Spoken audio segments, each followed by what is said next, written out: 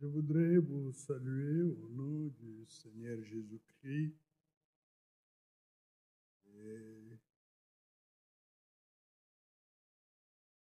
je le loue de la possibilité qu'il nous accorde d'avoir communion autour de sa parole. Que Dieu bénisse notre frère, Dieu merci, Paul, pour avoir introduit ces services dont le thème a une grande importance.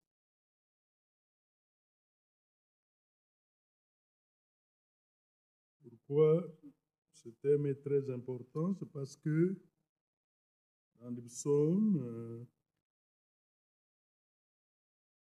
73,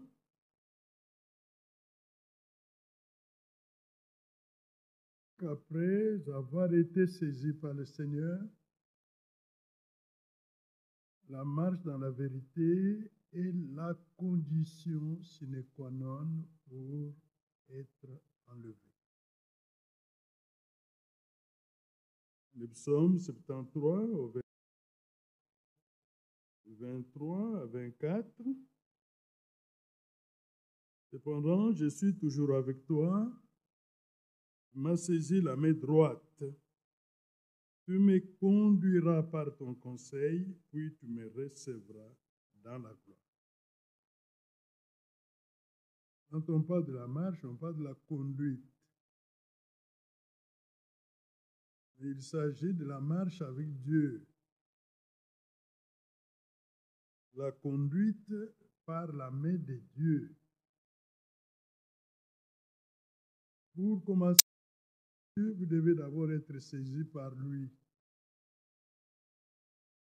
Dieu vous approche de lui. Il se révèle à vous. Il se révèle en vous faisant connaître sa volonté. Qu'il ouvre le chemin et qu'il ordonne la marche. La vérité, c'est la parole de Dieu. Dans ce contexte de Psaume 73, la vérité, c'est le conseil de Dieu. Mais cette marche doit être avec Dieu. Et la vérité dans laquelle vous devez marcher doit être la vérité de Dieu.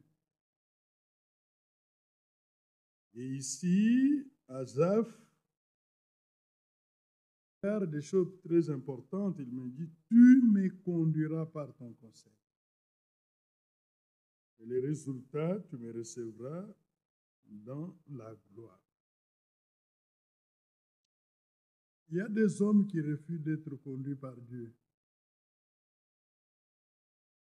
Ils veulent se conduire eux-mêmes ou être conduits par des hommes. Mais ici, Dieu ne peut pas vous saisir par sa main droite et vous laisser être conduit par des hommes. Parce que quand il vous saisit, c'est pour vous appartenir. Il doit vous conduire par son conseil à lui. Et à la fin, il doit vous recevoir dans la gloire. C'est pourquoi nous avons dit que après être saisi par Dieu pour une marche avec lui, cela devient la condition sine qua non pour être enlevé. C'est pourquoi dans Genèse chapitre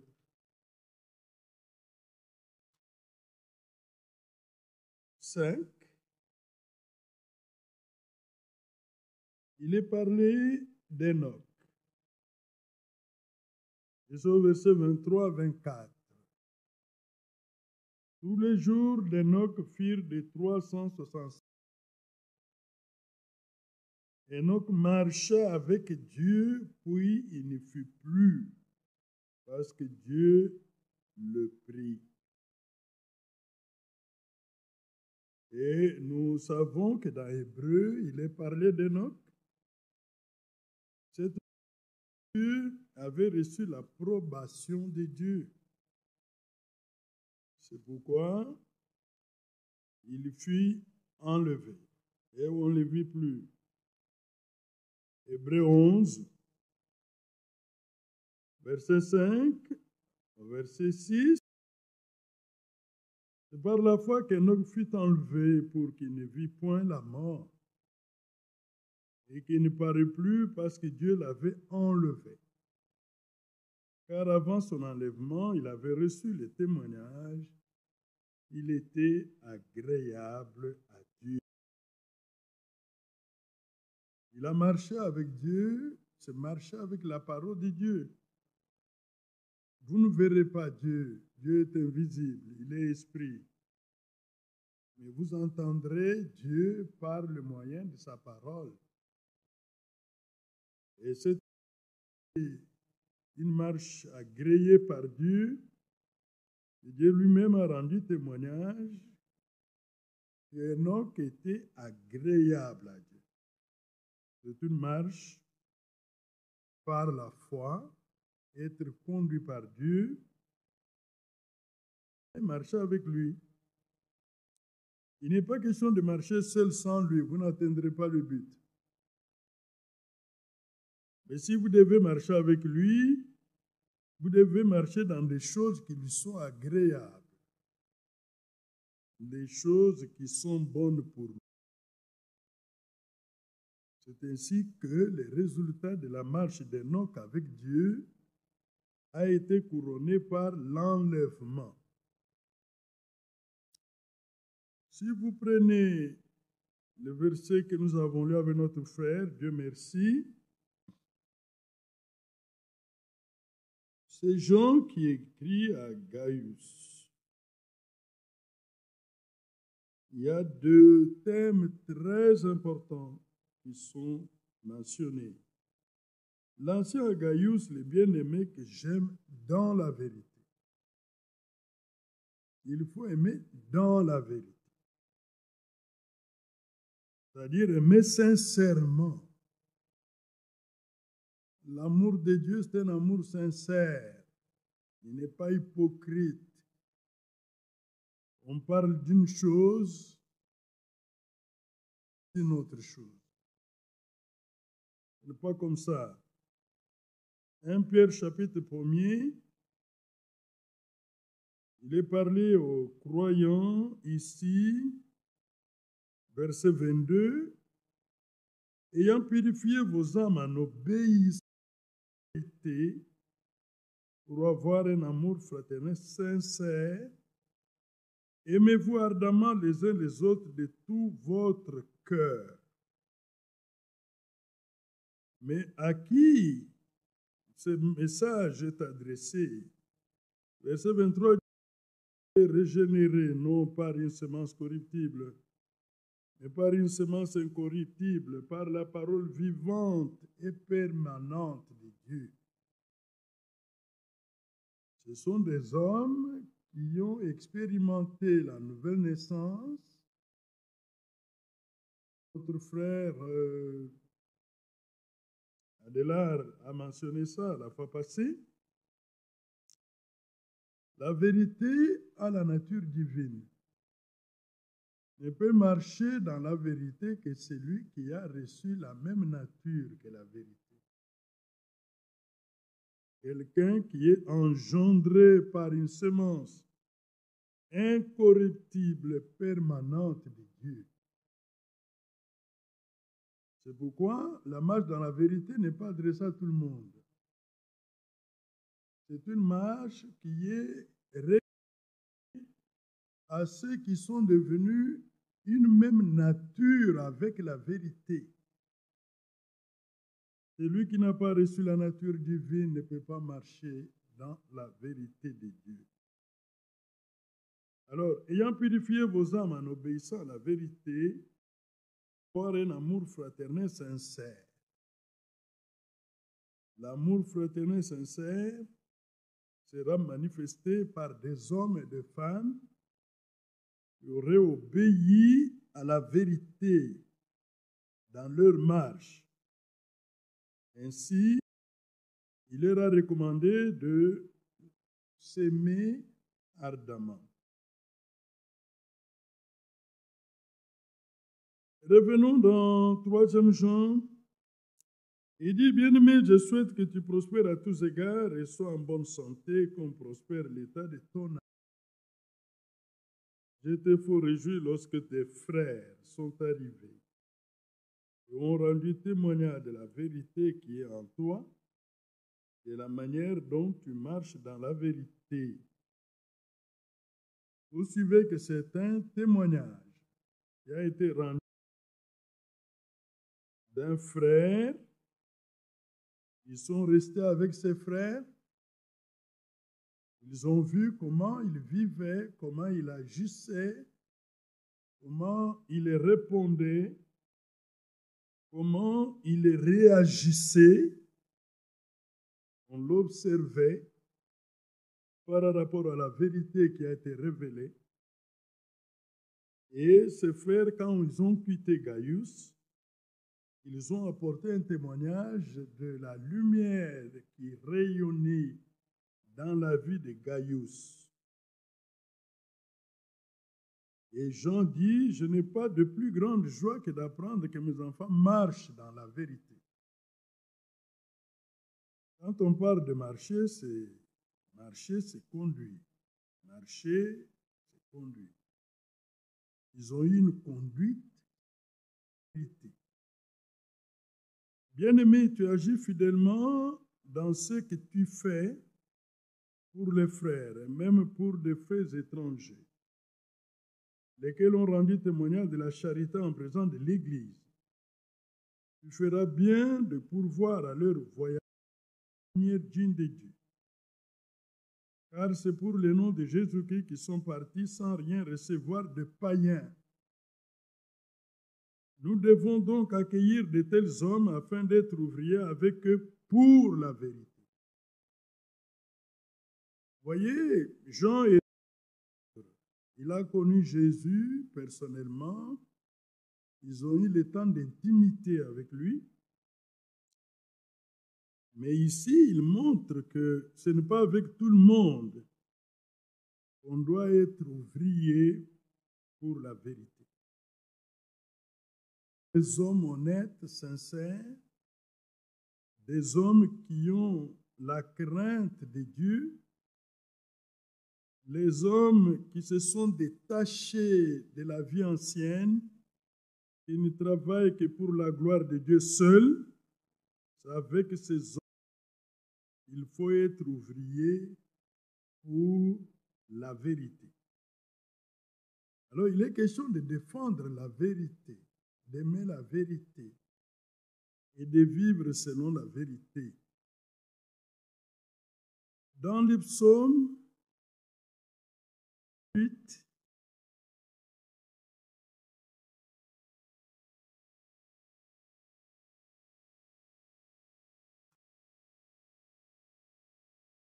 je suis au verset 9, au verset 10.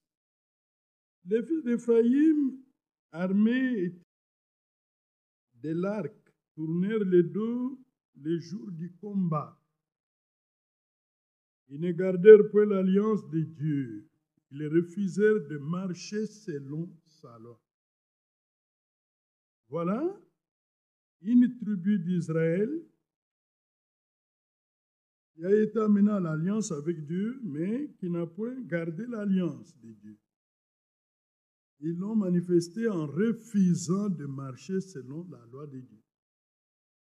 La loi de Dieu révélait la volonté de Dieu pour son peuple. La volonté de Dieu était révélée, cette tribu s'en est détournée. Aujourd'hui, c'est la même chose pour des personnes qui croient être croyants, chrétiens, mais qui refusent de marcher selon la volonté de Dieu révélée. C'est exactement comme Éphraïm, mais vous savez ce qui est arrivé à Éphraïm. Il a été effacé de la liste des tribus avec Dan, qui devait hériter du salut dans la nouvelle alliance.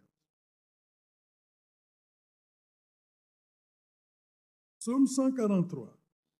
Psaume 143. Dans le psaume 143, à partir du verset 7, « Hâte-toi de m'exaucer, ô Éternel, mon esprit se consume. Ne me cache pas ta face. Je serai semblable à ceux qui descendent dans la fosse. Fais-moi dès le matin entendre ta bonté, car je me confie en toi. Connaître le chemin où je dois marcher, car je lève à toi mon âme. Délivre-moi de mes ennemis, ô Éternel. Auprès de toi, je cherche un refuge.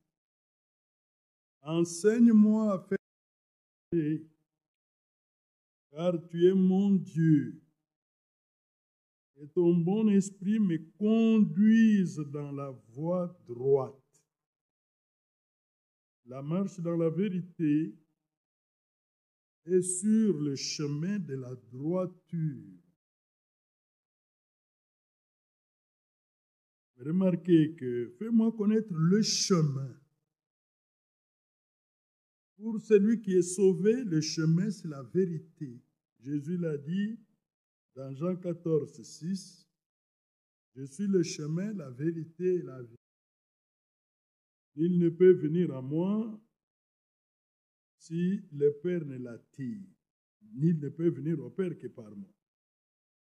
Fais-moi connaître le chemin où je dois marcher. Vous voyez, Dieu vous saisit d'abord, vous engage dans une marche et il vous révèle d'abord sa volonté par sa parole. C'est alors que vous aurez la connaissance de ce que Dieu veut et de ce qu'il ne veut pas. Marcher dans la vérité, c'est marcher dans la volonté de Dieu révélée pour votre vie. Il dit, fais-moi connaître le chemin où je dois marcher. Il n'y a pas moyen de vouloir ou ne pas vouloir si on est enfant de Dieu par l'expérience de la nouvelle naissance. Tu dois marcher sur le chemin que Dieu lui-même te montre. Il te fait connaître. Et il dit, c'est David, faire ta volonté, car tu es mon Dieu. Ça, c'est très important. On ne peut pas faire la volonté qu'on ne connaît pas. C'est pourquoi Dieu, lorsqu'il saisit quelqu'un par sa main droite, lui révèle sa volonté, c'est-à-dire ce qui est agréable à Dieu, ce qui est favorable à Dieu, ce que Dieu veut, il le révèle à celui qu'il veut conduire sur son chemin. Et que ton bon esprit me conduise. Voyez, il n'est pas question d'être conduit seul. Celui qui doit vous conduire sur la voie de la droiture. C'est ainsi que dans Jean 16, pour montrer qu'il n'y a que Dieu seul, conduit sur le chemin de la vérité, pour accomplir sa volonté, faire ce qui lui est agréable, Jean 16, verset 13, quand le consolateur sera venu, l'Esprit de vérité, il vous conduira dans toute la vérité. Car il ne parlera pas de lui-même, mais il dira tout ce qu'il aura entendu, il vous annoncera les choses à venir. Voyez, vous devez être conduit sur ce chemin par Dieu lui-même. La vérité révèle sa volonté, c'est lui qui doit vous conduire dans sa volonté. Autrement, vous n'y arriverez pas. Vous n'y arriverez pas. C'est ainsi que une chose est de connaître la volonté de Dieu, mais une chose est à faire. C'est pourquoi dans Colossiens 1, il y a une prière qui a été formulée par Paul pour les Colossiens. Colossiens 1, versets 9 à 10. C'est pour cela que nous en avons été informés. Nous ne cessons de prier Dieu pour vous et de demander que vous soyez remplis de la connaissance de sa volonté en toute sagesse et intelligence spirituelle, marcher d'une manière digne du Seigneur et lui être entièrement agréable, portant des fruits en toutes sortes de bonnes œuvres et croissant par la connaissance de Dieu. Vous voyez, la marcher d'une manière digne du Seigneur, lui être entièrement agréable. Mais ce qui est digne du Seigneur, ce qui lui est agréable, doit vous être premièrement révélé par la vérité. Nous sommes la vérité, c'est la première étape. Et quand Dieu vous révèle sa volonté, c'est pour vous voir marcher selon cette volonté. Et marcher selon la volonté de Dieu, c'est d'obéir à ce qu'il vous a recommandé. Comme ça que dans Colossiens 4, il y a eu un frère, serviteur de Dieu. Il passait le temps à prier Dieu pour que le peuple de Dieu qui a eu la connaissance de la vérité arrive à se soumettre à cette volonté. Verset 12.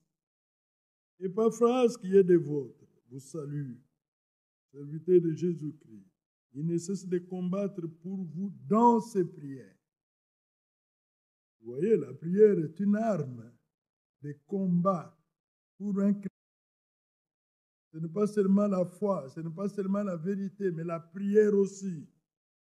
Afin que, parfait et pleinement persuadé, vous persistiez dans une entière soumission à la volonté de Dieu. Amen. C'est ce que Dieu attend dans cette marche. C'est la vérité vous révèle ce que Dieu veut et ce qui lui est agréable. Et maintenant, étant que c'est ça la volonté de Dieu, c'est ça ce qui lui est agréable, il faut maintenant avoir la puissance, la capacité de Dieu de pouvoir se soumettre à cette volonté. Et la capacité vient de Dieu, n'est-ce pas? La capacité vient de Dieu. La vérité nous révèle ce que Dieu veut et ce qui lui est agréable. Et dans cette marche, il faut que Dieu lui-même soit engagé. Maintenant, il faut que Dieu lui-même nous donne la capacité de soumettre à sa volonté qui nous est révélée au travers de la vérité. Amen. C'est pourquoi Philippiens, Paul, savait que c'est une responsabilité pour Dieu de nous donner la capacité de nous volonté. Philippiens, chapitre 2, verset 13, pour aller vite. Car c'est Dieu qui produit en vous le vouloir et le faire selon son bon plaisir. Dans cette marche, frère, vous n'avez pas vous-même votre propre capacité. La marche dans la vérité, l'énergie vient de Dieu par le Saint-Esprit. Et c'est Dieu lui-même qui produit en vous le vouloir, aimer la volonté de Dieu, accepter la volonté de Dieu pour votre volonté. Et c'est lui-même qui vous donne la capacité de vous soumettre à cette volonté. Seigneur. C'est pourquoi Paul a fait aussi cela l'objet de prières en rapport avec Hébreux. Hébreux 13. Dans Hébreux 13, verset 20. Que le Dieu de paix qui a ramené d'entre les morts les grands pasteurs de brebis, par le sang d'une alliance éternelle, notre Seigneur Jésus, vous rende capable de toute bonne œuvre pour l'accomplissement de sa volonté. Et que le même Dieu fasse en vous, c'est Dieu qui doit faire en vous ce qui lui est agréable par Jésus-Christ, auquel soit la gloire au siècle des siècles. Amen. Ne perdez pas de vue cette réalité. La marche dans la vérité exige la présence de Dieu avec vous et qui déploie la capacité de vous révéler ce qu'il veut, agréable, et vous dote des capacités de vous soumettre à ce qui est sa volonté. Ah, ça c'est merveilleux, ce que Dieu fait. Bien-aimés dans le Seigneur, regardez les exigences de cette marche. Prenez 2 Corinthiens, on retournera encore dans l'Ancien Testament avant de terminer. 2 Corinthiens.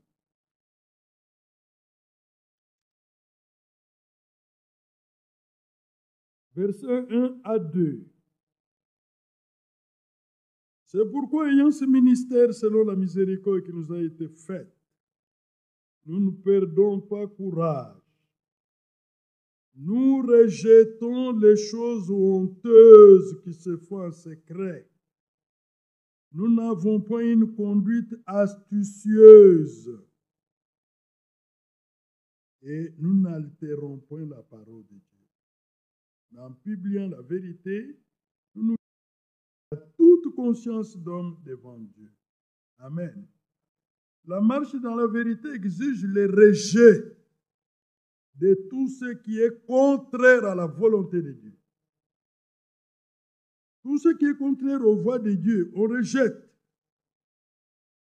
On a besoin, dans la marche, dans la vérité, avoir une conduite avec ruse.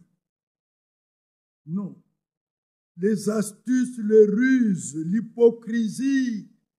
Non, ça, ce n'est pas la vérité. L'hypocrisie, la ruse, ce sont les ténèbres, la lumière.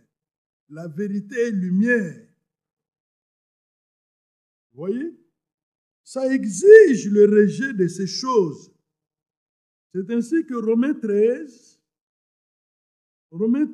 le dit clairement. Il définit la marche dans la vérité. D'abord, il met en avant la promesse du retour du Seigneur.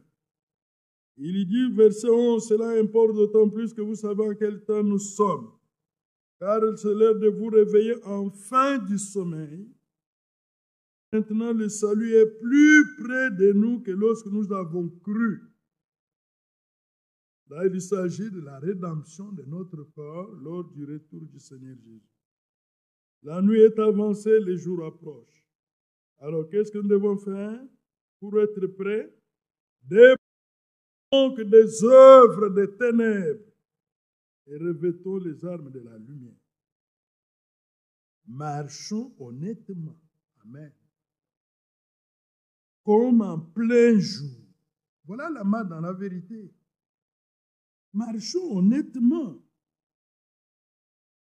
Et rejetons les œuvres des ténèbres. Marchons honnêtement.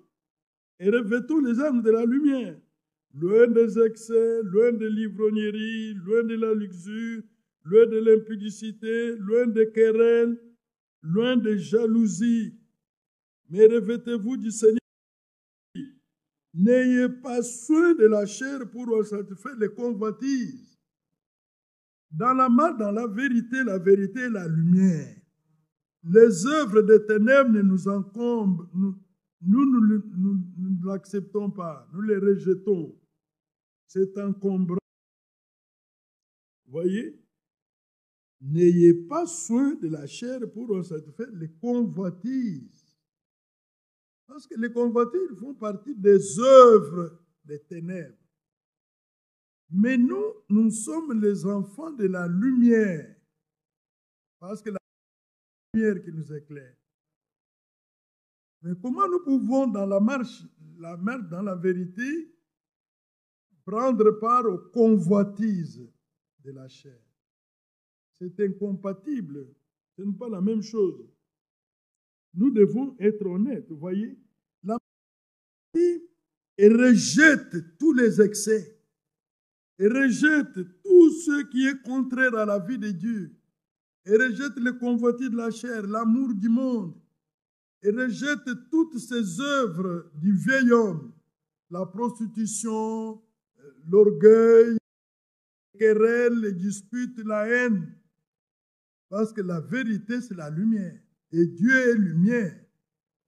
Nous qui sommes nés de nouveau, nous sommes lumière dans le Seigneur.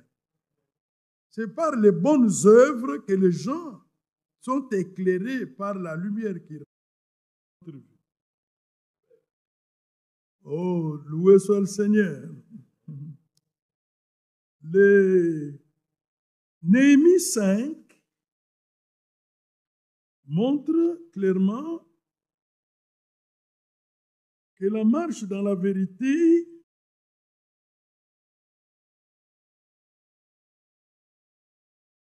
consiste à manifester la crainte de Dieu. Je suis au verset 9. Puis j'ai dit, ce que vous êtes n'est pas bien, ce que vous faites n'est pas bien.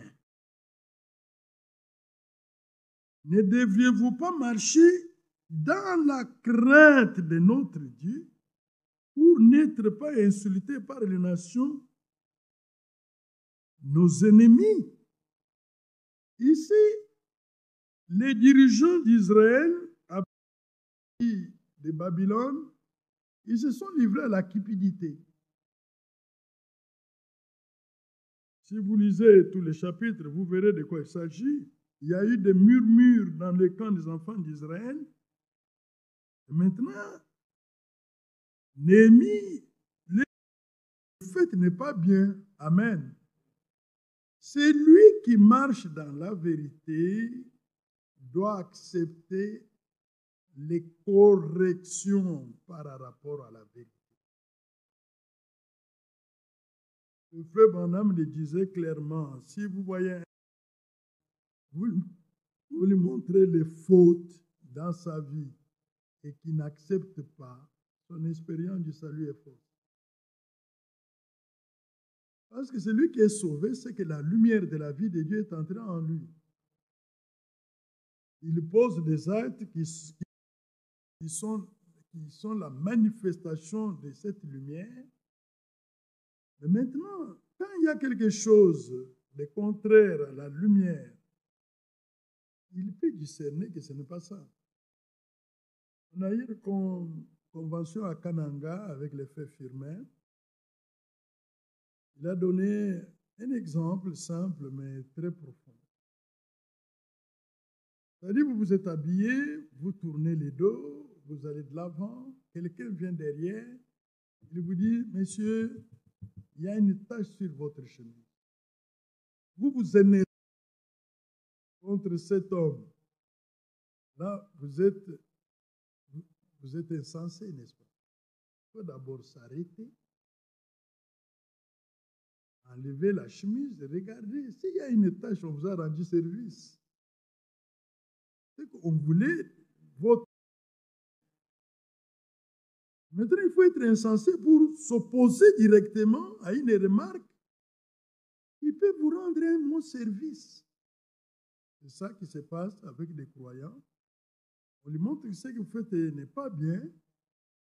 Il s'énerve. En réalité, son expérience de la nouvelle naissance n'est pas bonne. Parce que nous n'avons pas la puissance contre la vérité, nous en avons que pour la vérité. Ceux qui sont nés de la vérité soutiennent la vérité.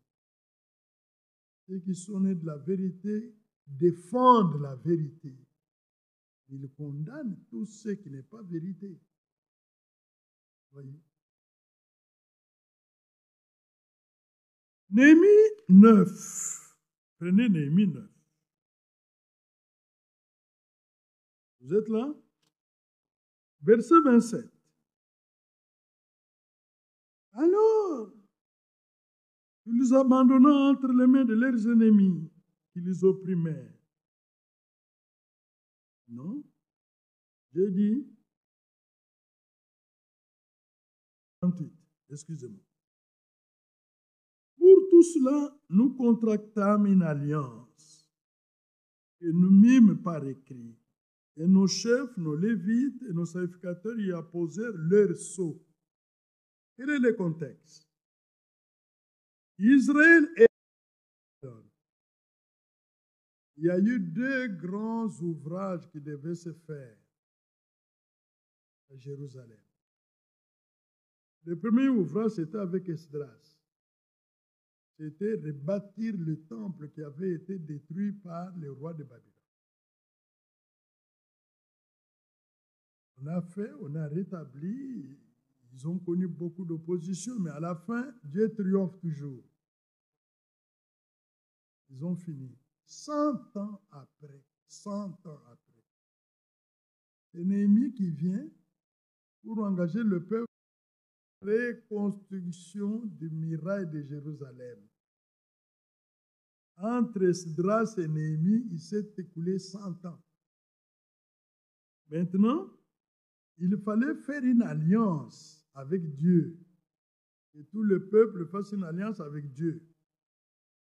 Ça a été fait. Maintenant, regardez. Je suis au verset 28. 10, chapitre 10, verset 28. Les restes du peuple, les sacrificateurs, les lévites, les portiers des chantres, les Néhitiniens et tous ceux qui s'étaient séparés des peuples étrangers pour suivre la loi de Dieu, leurs femmes, leurs fils et leurs filles, tous ceux qui étaient capables de connaissance et d'intelligence. Verset 29. Venir à leurs frères le plus considérable d'entre eux. Ils promirent avec serment et jurèrent de marcher dans la loi de Dieu donnée par Moïse, serviteur de Dieu, d'observer et de mettre en pratique le commandement de l'Éternel notre Seigneur, ses ordonnances et ses lois. Amen. Vous voyez qu'ils s'étaient séparés de peuples étrangers. Il y a eu appel à sortir, ils sont sortis. Maintenant, selon l'alliance qui avait été conclue, il devait y avoir une marche dans la loi de Dieu. Et la loi de Dieu était écrite dans le livre de la loi. Et ils l'ont fait avec serment. Ils ont juré devant Dieu. Étant séparés des peuples étrangers, étant séparés de leur manière de vivre, leur manière de faire, leurs traditions, leurs coutumes, et nous, et nos enfants, nous allons maintenant marcher dans la loi de Dieu qui a été donnée à Moïse. Comment? D'observer et de mettre en pratique tous les commandements de l'Éternel, notre Seigneur. Toutes ses ordonnances et ses lois. Là, nous disons Amen. C'est pourquoi nous disons aux frères, L'homme ne vivra pas de pain seulement. Il vivra de toute parole qui sort de la bouche de Dieu.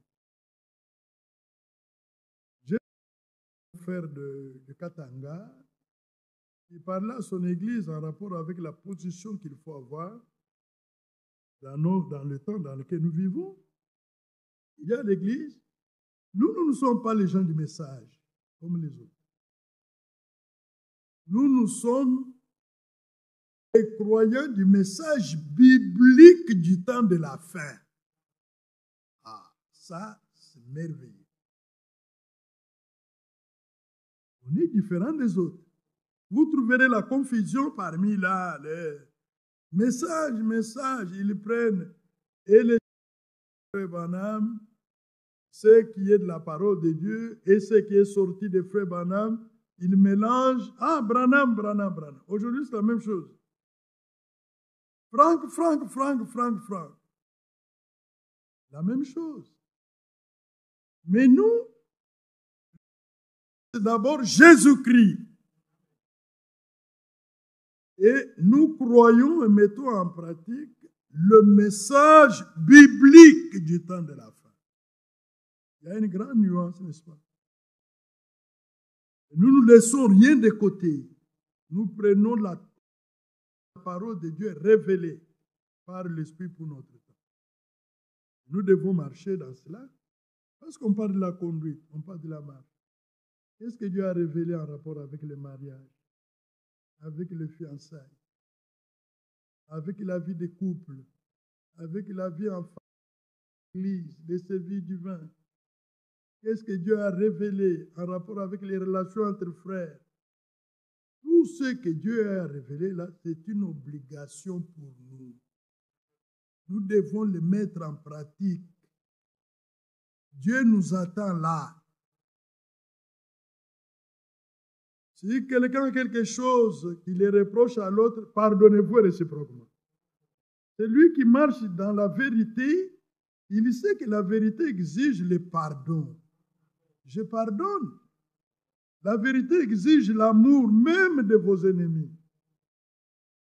Si le cœur n'accède pas, je demande la capacité à Dieu. Et Dieu me rend capable d'aimer même les ennemis, sans se venger. Oh, gloire à Dieu. Ah, ça c'est merveilleux, n'est-ce pas? Alors maintenant, regardez, Psaume 23. Psaume 23. Encore quelques minutes, Dieu voulant. Psaume 23, regardez ici. Je vais parler de la marche ici avec Dieu. Du premier verset, l'Éternel est mon berger, je ne manquerai de rien. Il me fait reposer dans de verts pâturages.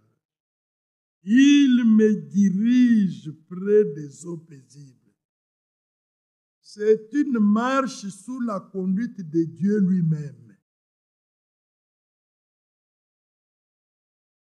Il me dirige près des eaux paisibles. Il restaure mon âme. Il me conduit dans les sentiers de la justice à cause de son nom. Amen. C'est une marche sentier de la justice. Pas l'injustice, mais la justice. La droiture. Ici, vous savez, en tant que croyants, nous avons une grande responsabilité. Prendre position pour la vérité, c'est une grande responsabilité. Vous savez, dans l'Ancien Testament, il était dit dans Deutéronome, le Seigneur a dit, si vous êtes dans une famille et que votre père vous conduit à servir un autre Dieu que l'Éternel, votre Dieu, le lapider qu'il met. Vous comprenez combien c'est sévère? Si c'est votre mère, si c'est votre frère ou votre soeur ou votre oncle, il vous conduit vers un autre Dieu. N'attendez pas que les autres viennent le lapider. Vous-même prenez le Dieu sera d'accord avec vous. Aujourd'hui, ne prenez pas les pierres pour tuer votre père, votre mère, votre frère, votre soeur. Ce que vous devez faire, de prendre position pour la vérité. Même si c'est ma femme qui s'oppose, mon père, ma mère, mon... Quand moi je vois que c'est la vérité, je prends position pour la vérité. Là, c'est une marche dans la vérité, dans la lumière. Mais si vous trahissez la vérité au détriment des membres de famille, le Seigneur vous considère comme... Il vous met dans les lots de la trahison. Et vous serez coupable. Est-ce que c'est clair? Verset 4. Quand je marche dans la vallée de l'ombre de la mort, je ne crains aucun mal avec moi. Ta houlette et ton bâton me rassurent. Amen. Ici, il se révèle comme étant le bon berger. Vous voyez, c'est lui qui conduit nos pas. C'est lui qui nous conduit à la bonne nourriture pour avoir la bonne santé. Mais il a entre ses mains la houlette et les bâtons. Les bâtons, ce n'est pas pour frapper les brebis, c'est pour frapper les loups qui viendront, pour faire du mal aux brebis. Mais la houlette va servir à courir, dégager la brebis lorsqu'elle est coincée dans une situation, dans un puits où il faut une houlette pour le repêcher, la repêcher. Et c'est ce que Dieu fait avec nous dans cette marche. Amen. On n'est pas seul. Quand l'ennemi vient comme un fleuve, l'Esprit du Seigneur le met en fuite. Et Dieu nous garde sur son chemin, le chemin de la vérité. Nous ne sommes pas de ceux qui sautent. Quand vous sautez la vérité, tout autour, les lions rôdent. Quand vous avez... Restez dans les limites. Le frère Adélard l'a montré, la lettre 41. Vous pouvez la lire. Je l'ai lu moi-même. C'est-à-dire la marche avec Dieu, c'est une marche dans les limites de la parole de Dieu. On est borné. C'est là où il y a notre, comment on appelle? Bon, cercle de manœuvre, si on peut dire ainsi. Équilibre, mais c'est là où nous devons nager, non? C'est là où nous avons la faveur de Dieu. Il y a des limites. On ne peut pas franchir. Quand les frères sont allés chez Gaius, on n'a pas vu Gaius dans les excès. Il va boire avec les femmes. Il va de l'autre côté, on l'attrape avec une femme d'autrui. Non, parce que la marche, Dieu vous circoncis là. Il met des limites. Les limites de la parole de Dieu. Je ne peux pas faire ce que je veux. Tout m'est permis, mais tout n'est pas utile. Je ne peux pas faire ce que je veux. Je fais ce que Dieu veut. Alors, ma liberté est limitée par la parole de Dieu. Vous êtes en train de marcher avec votre enfant sur le chemin. Vous pouvez voir l'enfant retourner, aller là-bas, ainsi de suite. Peut-être que là-bas, il y a un véhicule qui passe. Il peut le cogner. Restez là, vous avez la protection de Dieu. Dans la parole de Dieu. Amen. Bon.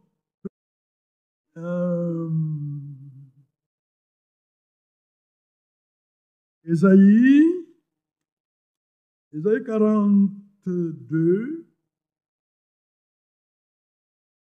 Le Seigneur avait fait une promesse au verset 16. Je ferai marcher les aveugles sur un chemin qui ne... Je les conduirai par des sentiers qu'ils ignorent. Je changerai devant eux les ténèbres en lumière et les endroits tortueux en plaine. Voilà ce que je ferai et je ne les abandonnerai point. Nous avons été des...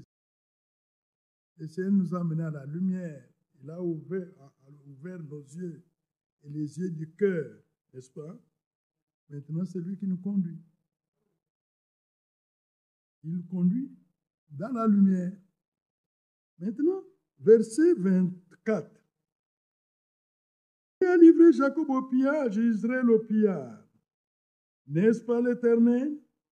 Nous avons péché contre lui. Ils n'ont point voulu marcher dans ses voies. Et ils n'ont point écouté sa loi. Amen. Marcher dans les voies du Seigneur. Les voies du Seigneur sont droites, sont pures. C'est pourquoi pour ceux qui sont nés de nouveau, Paul écrit dans Philippiens cette parole merveilleuse.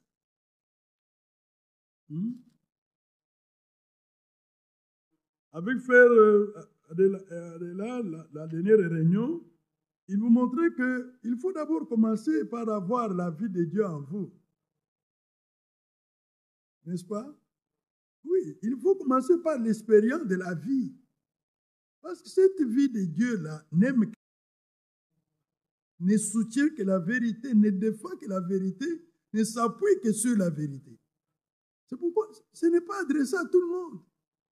Quelqu'un qui n'a pas la nature de la vérité, comment il peut marcher dans la vérité? Ce n'est pas possible.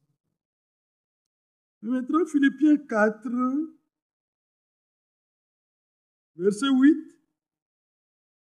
Au reste, frères, que tout ce qui est vrai, tout ce qui est honorable, tout ce qui est juste, tout ce qui est pur, tout ce qui est aimable, tout ce qui mérite l'approbation, ce qui est de louange, soit l'objet de vos pensées. Voilà les pensées dans lesquelles on doit marcher dans la vérité. Ceci doit être en nous, frères. Remarquez, parmi toutes ces choses, il n'y a rien de ténèbres dedans. Tout est lumière, tout est de Dieu. Tout est lié à la nature de Dieu. Et cela soit l'objet de nos pensées. Alors, maintenant,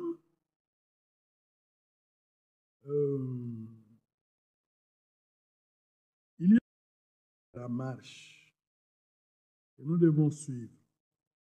1 Jean 2.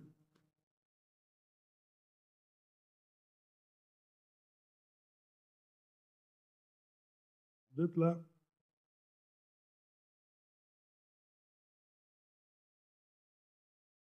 Verset 6 dit quoi? Celui qui dit qu'il demeure en lui doit marcher aussi comme il a marché lui-même. Nous tirons le modèle du Seigneur lui-même. Regardez, il a marché dans la vérité, selon la vérité. Il n'a rien fait qui puisse offenser Dieu. On s'est opposé à lui de plusieurs manières. On l'a traité on l'a même giflé. On lui a arraché la barbe. Dans l'Ancien Testament, il est dit qu'on devait lui arracher la barbe. On lui a arraché la barbe. On a craché sur lui. On l'a giflé. Comme il était lui-même la vérité, il a manifesté la vérité. Il se remettait à celui qui juge justement. Il ne s'est pas vengé. Amen. La marche dans la vérité exclut la vengeance et l'animosité. Ça va vous bloquer. Même la haine, ça n'a pas de place. Regardez le verset. Je suis au verset 9. Celui qui dit qu'il est dans la lumière et qui est son frère est encore dans les ténèbres. Celui qui aime son frère demeure dans la lumière. L'occasion de chute n'est en lui. Mais celui qui est son frère est dans les ténèbres. Il marche dans les ténèbres. Et il ne sait où il va parce que les ténèbres ont aveuglé ses yeux. Amen. Partout il y a la haine, il y a Là où il y a la haine, Dieu ôte la vie éternelle. C'est vrai, non? Dieu est lumière. C'est pourquoi nous avons parlé qu'il doit d'abord vous saisir, vous rendre lumière, pour que vous soyez en contact avec les œuvres des ténèbres. Parce que Dieu est lumière. Vous devez marcher selon la lumière de sa parole, n'est-ce pas? Chapitre 1, verset 5. La nouvelle que nous avons apprise de lui et que nous vous annonçons, c'est que Dieu est lumière et qu'il n'y a point en lui. Si nous disons que nous sommes en communion avec lui et que nous marchons dans les ténèbres, nous mentons et nous ne pratiquons pas la vérité. Nous marchons dans les ténèbres, dans les convoitises, dans les excès. Nous sommes dans les ténèbres, la lumière n'est pas à nous. Verset 7. Mais si nous marchons dans la lumière est la parole de Dieu, non? Comme il est lui-même dans la lumière, nous sommes mutuellement en communion. Et le sang de Jésus purifie de tout péché. Je désire que vous tirez l'attention ici. Quelqu'un qui ne vit pas dans la communion de la parole de Dieu avec les autres, le sang de Jésus n'agit plus sur lui. Vous avez vu? C'est comme ça que vous comprenez aussi. Mais si nous marchons dans la lumière, comme il est lui-même dans la lumière, nous sommes mutuellement en communion. Et le sang de Jésus nous purifie de chaque péché. Mais celui qui n'est pas dans la communion avec la lumière, qu'est-ce que ça fait? Le sang n'agit pas sur lui. Vous voyez les conséquences pour des personnes qui se retranchent de la communion à la lumière. On gardera l'esprit religieux, on croit, ainsi de suite, mais la réalité de l'action divine n'est plus dans la personne. Est-ce que c'est clair? Allez, on tend vers la fin. 2 Jean, chapitre 1er, verset 1 à 2. L'ancien Akiria, l'élu et ses enfants que j'aime dans la vérité. Et ce n'est pas moi seul qui les aime, c'est tous ceux qui ont connu la vérité. À cause de la vérité qui demeure en nous et qui sera avec nous pour l'éternité. Verset 6. Et l'amour consiste à marcher selon ses commandements. C'est là les commandements dans lesquels vous devez marcher. Vous devez marcher. La conclusion de tout cela. Celui qui marche dans la vérité, c'est celui qui marche dans l'amour divin. Comme vous l'avez appris dès le commencement. Loué soit le Seigneur. Alors, bien-aimés dans le Seigneur, regardez cette mise en garde du Seigneur. Éphésiens, prenez Éphésiens.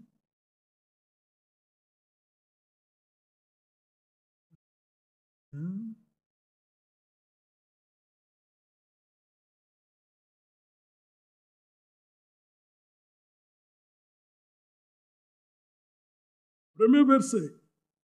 Je vous exhorte donc, moi les prisonniers dans le Seigneur, à marcher d'une manière digne de la paix qui était adressée.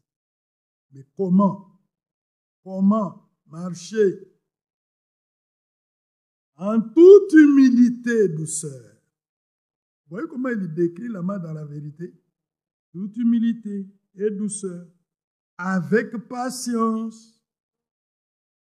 Portant les uns des autres avec charité, vous efforçant de conserver l'unité de l'esprit par les liens de la paix. Voilà la marche dans la vérité. Ça, c'est en pratique, non? Et maintenant, verset 17. Ce que j'ai dit et ce que je déclare dans le Seigneur, c'est que vous ne devez plus marcher comme les païens qui marchent selon la vanité de leurs pensées. Mais pourquoi ils marchent selon la vanité de leurs pensées? Parce qu'ils ont l'intelligence obscure. Ils sont étrangers à la vie de Dieu. Pour ceux dont Dieu veut qu'ils marchent dans la vérité, le Seigneur doit les délivrer du fait d'être étrangers à la vie de Dieu. Là, Dieu commence par là. Dieu vous donne la vie de Dieu. Vous êtes réconcilié avec lui. Parce que c'est la vie de Dieu qui est en vous, qui est l'énergie dans la marche, dans la vérité. Ils sont étrangers à la vie de Dieu à cause de l'ignorance qui est en eux. C'est pourquoi nous avons parlé que Dieu vous révèle sa volonté. Il vous fait connaître sa volonté, c'est-à-dire ce qu'il veut et ce qui lui est agréable. Et Dieu lui met la capacité d'appliquer cela à cause de l'endurcissement de leur cœur. Ayant perdu tout sentiment, ils se sont livrés à la dissolution pour commettre tout esprit d'impureté jointe à la cupidité. Mais vous, ce n'est pas ainsi que vous avez appris Christ. Vous avez entendu, et si conformément à la vérité qui est en Jésus, c'est en lui que vous avez été instruits à vous dépouiller, c'est-à-dire vous débarrasser, eu égard à votre vie passée, du vieil homme qui s'est convoitise trompeuse, à être renouvelé dans l'esprit de votre intelligence et à revêtir l'homme nouveau, créé selon Dieu dans une justice et une sainteté que produit la vérité. Oh, loué soit le Seigneur. C'est une marche de sainteté. C'est une marche dans la justice. Loué soit le Seigneur. C'est pourquoi si vous continuez la suite, on vous montre en détail cette marche dans la vérité. Et renoncer aux mensonges, aux paroles déshonnêtes, n'attristez pas le Saint-Esprit, ainsi de chapitre 4. Que l'impudicité, qu'aucune espèce d'impureté, qu'aucune cupidité ne soit même nommée parmi vous. Voyez en détail la marche dans la vérité. Maintenant, avant de terminer, 2 Pierre 3. Est-ce qu'on a lu ça, 2 Pierre 3? Prenez 2 Pierre 3. Il y a beaucoup de versets, on ne peut pas tout lire. Voilà. Verset 11. Puisque donc toutes ces choses doivent se dissoudre, ne doit pas être la sainteté de votre conduite et votre piété. Voilà, c'est cela. Les caractéristiques, les qualités qui nous suivent dans la marche, dans la vérité. Sainteté, la nature divine liée à notre marche. Oh, loué soit Dieu. Bon, maintenant prenez l'exemple de David. Dans 1 Samuel, chapitre 24, il y a 2 versets là. Et 2 Samuel, 5, 6 minutes, on pourra terminer pour prier. 1 Samuel 24. Vous êtes là? Commençons par le verset 11. David est en train de s'adresser à Saoul.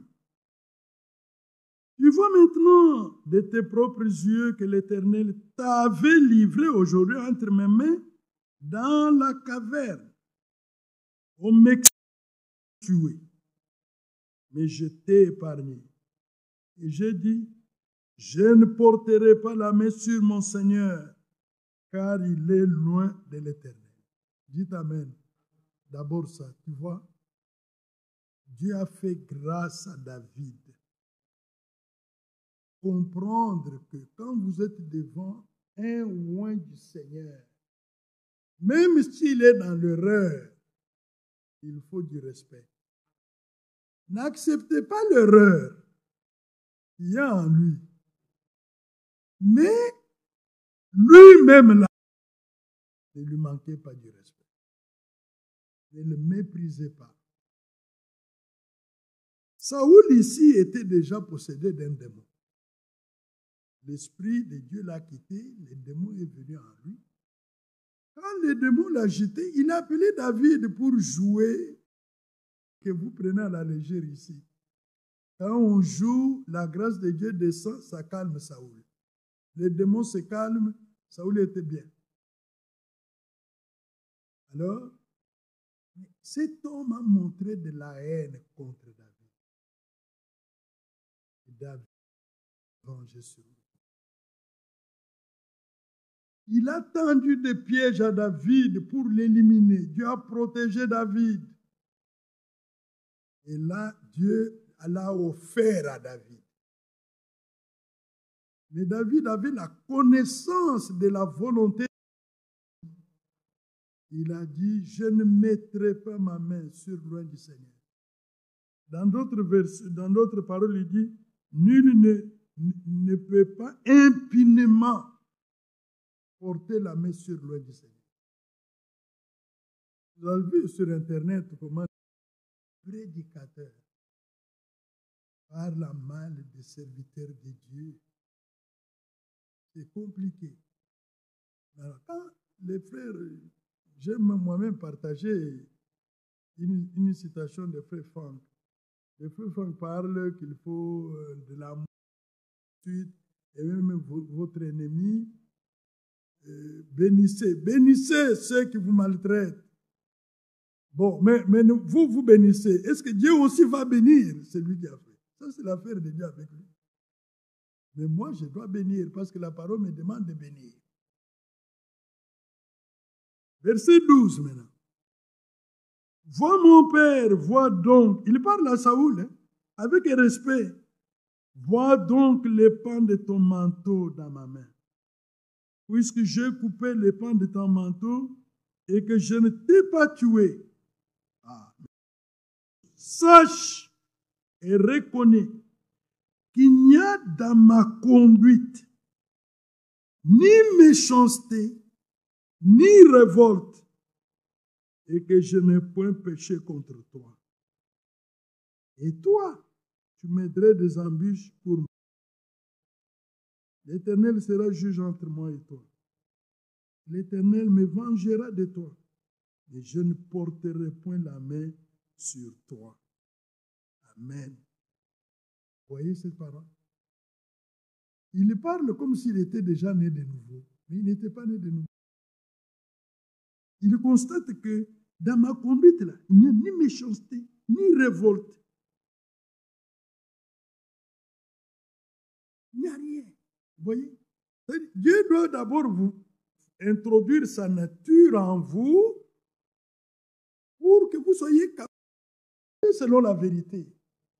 Autrement, ce n'est pas possible. Est-ce qu'on peut dire à moi là, parce que je suis né de la vérité, dans ma conduite, il n'y a pas de méchanceté, il n'y a pas de révolte, il n'y a pas la haine, il n'y a pas l'inimitié. C'est des témoignages que chacun qui a fait l'expérience avec Dieu doit rendre dans ma conduite. En d'autres termes, dans ma marche. Parce que la marche, c'est conduite. Dans ma conduite. Est-ce que j'ai de la haine contre quelqu'un? Est-ce qu'il y a la fraude en moi? Est-ce qu'il y a l'inimitié en moi? Il y a l'impureté en moi dans ma conduite? Parce que si la conduite, la nature, n'a pas changé la conduite, il y aura un décalage entre la vérité et la marche. Ça doit être un travail en vous. La vérité est divine. Vous devez devenir divin par votre nature. La marche avec Dieu est facile. C'est d'obéir à toute la volonté de Dieu révélée. Terminons avec l'exemple de Josaphat. Encore 2 versets. 2 Chroniques 20. Ça aussi, ça y est dans la marche, dans la vérité. Verset 35. Après cela, Josaphat, roi de Juda, s'associa avec les rois d'Israël, Akazia, dont la conduite était impie. Oui. C'est Dieu qui a jugé que la conduite d'Akazia était impie. Quelqu'un qui ne se soumit à la loi de Dieu. Il s'associa avec lui pour construire des navires destinés à aller à Tarsis. Ils firent les navires à Itzjon-Geber. Alors Eliezer, fils de Dava, des maréchals, contre Josaphat et dit, parce que tu t'es associé avec Akazia, l'Éternel détruit ton œuvre. Et les navires furent brisés et ne purent aller à Tarsis. Nous disons Amen. Et ici, il y a un grand enseignement. Ne vous associez pas avec les ennemis de Dieu. Votre marche là ne produira rien du tout. Alors, la marche dans la vérité nous de ne pas marcher dans les voies des méchants.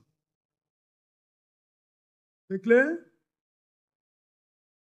Éloignez-vous des méchants. Priez pour eux. Ne vous associez pas avec eux. Votre œuvre va échouer. Ça, c'est la vérité qui nous prévient, n'est-ce pas? Psaume 1. Heureux, béni soit l'homme qui ne marche pas. Psaume 1. La marche dans la vérité nous exige que nous puissions nous éloigner des hommes méchants et pervers. Ne pas s'associer avec eux. Heureux l'homme qui ne marche pas selon les conseils des méchants, qui ne s'arrête pas sur la voie des pécheurs, qui ne s'assied pas en compagnie des... C'est clair? Ce n'est pas ce que Josaphat a fait. Il voulait aller plus haut, avoir beaucoup de succès, mais il s'est associé avec quelqu'un sur qui la faveur de Dieu n'était pas. Ça ne pouvait pas marcher. C'est pourquoi il est dit, il faut chercher le Seigneur avec ceux qui le cherchent d'un cœur pur. Quelqu'un n'a pas la faveur de Dieu. Dieu le conseille comme étant son ennemi. Il devient votre partenaire comment? Il devient votre allié comment? Ça ne marchera pas. Dieu va frapper cette histoire que vous allez produire là. Ça ne vous apportera d'aucune bénédiction. N'est-ce pas? C'est clair? Dans la vérité, non. Psaume 101. Le reste, Dieu vous conduira, vous bénira. Psaume 101. Je veux très bien cette lecture. Verset 2, c'est David qui chante. Je prendrai garde à la voie droite. Quand viendras-tu à moi? Je marcherai dans l'intégrité de mon cœur. Il décrit la marche dans la vérité ici. De ma maison. Je ne mettrai rien de mauvais devant mes yeux. Je hais la conduite des pécheurs et ne s'attachera point à moi. Vous voyez, c'est l'esprit qui parle au travers de David. Le cœur pervers s'éloignera de moi. Je ne veux pas connaître le méchant. Celui qui calomnie en secret son prochain, je l'anéantirai. Celui qui a les regards hautains et un cœur enflé, je ne le supporterai pas. J'aurai les yeux sur les fidèles du pays, pour qu'ils demeurent auprès de moi. Celui qui marche dans une voie intègre sera mon serviteur. Que Dieu bénisse cette parole. Que Dieu nous bénisse tous. Il nous donne la vie selon sa parole. Que sa nature soit en nous. Sa vie soit en nous. Que lui-même anime la marche. Nous révèle tout ce qui est à lui et tout ce qui est bon, qui est sa volonté, qui nous rende capables de vraiment marcher selon tous ses commandements, selon toute sa volonté. Que Dieu vous bénisse.